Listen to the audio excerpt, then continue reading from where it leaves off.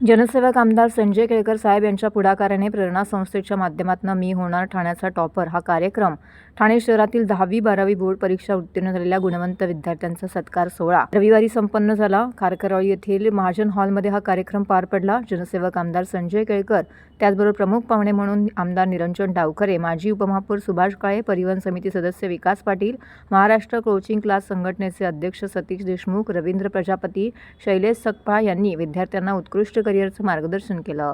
तसेच भाजप चिटणीस संतोष साळुंके, महेश विनरकर, रमेश सांगळे यांचे कार्यक्रमास विशेष सहकार्य मिळाले।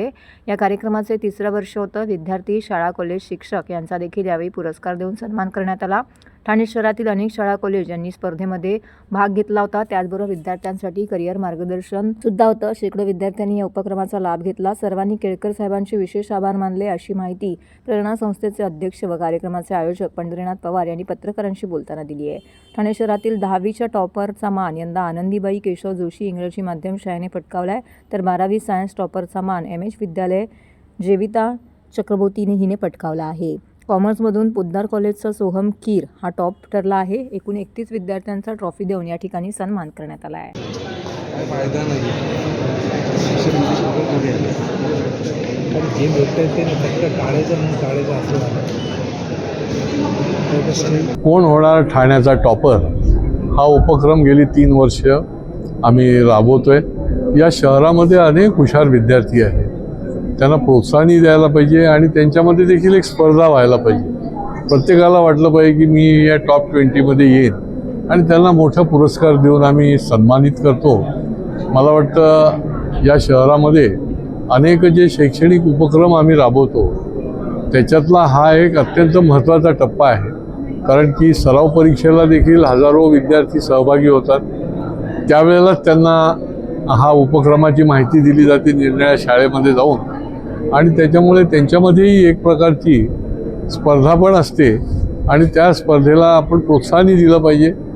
आज या शहरामध्ये 100% मिळवणारे विद्यार्थी आहे, 99%, 98%, आणि त्याच्यामुळे त्यांना शेवटी या शहराचे ही विद्यार्थी भविष्य आहेत, त्यांना प्रोत्साहन देणं आणि शाळा आणि महाविद्यालयांना देखील चांगल्या कामगिरीबद्दल ह्या अशा प्रकारच्या या उपक्रमाच्या माध्यमातून निश्चितपणे या विद्यार्थ्यांना पुढच्या वाटचालीसाठी चांगल्या पद्धतीने एक प्रोत्साहन मिळत असतं।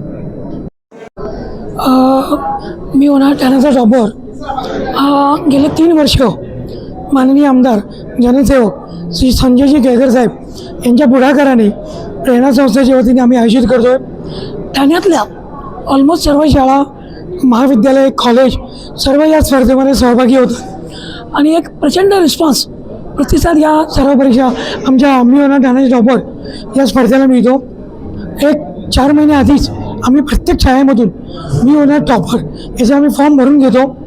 फॉर्म भरून घेतल्यानंतर त्या विद्यार्थ्यांना सुद्धा एक प्रोत्साहन मिळतं की त्याला मी अभ्यास का करायचा किंवा कशासाठी करायचा, की जेणेकरून त्यांना एक प्रेरणा मिळते आणि विद्यार्थीसुद्धा प्रोत्साहन मिळाल्यामुळे जोरजोरात अभ्यासाला तयारी लागतात।